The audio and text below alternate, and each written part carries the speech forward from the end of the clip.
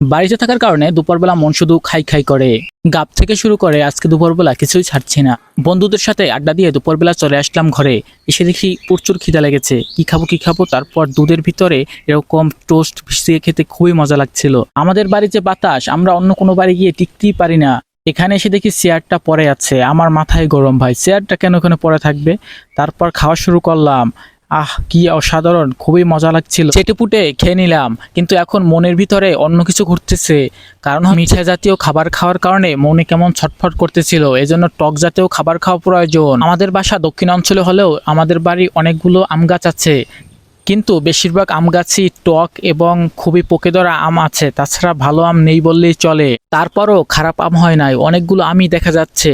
এত ধারে ধারে আম থাকা সত্ত্বেও পোলাপানে খায় নাই, এতেই শুকরিয়া। তারপর এজন্য আমি কিছু আমের সাথে সেলফি তুলতেছিলাম, কিন্তু মনে হলো যে আম খাওয়া যাবে না। এজন্য পাশে দেখতে পেলাম যে গাব হয়েছে, তো মাথায় নতুন ভূত চাপলো। অনেকদিন হলো গাপের আডি খাই না। আপনারা যারা গ্রামগঞ্জের মানুষ তারা অবশ্যই চিনতে পারবেন কিভাবে গাপের আডি খেতে হয়।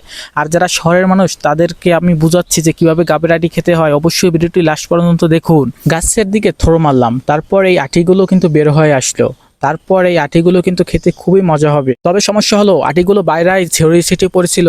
তবে কয়েকটা আটি এক জায়গায় পড়ার কারণে ওগুলো খেতে পারছি, অন্যগুলো প্রায় ফেলিয়ে দিতে হয়েছে।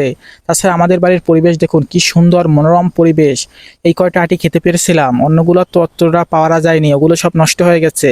আজকে দেখতে পাচ্ছেন যে খুবই মজা লাগছিল। দুপুরবেলা এগুলো খাওয়ায় ছোটবেলার সেই স্মৃতি মনে পড়ে যায়। আপনারা যারা গ্রামগঞ্জে থাকেন বা এক সময় থাকতেন তাদের কাছে এগুলো এখন স্মৃতির মতো মনে হয়। কি বলেন আপনারা?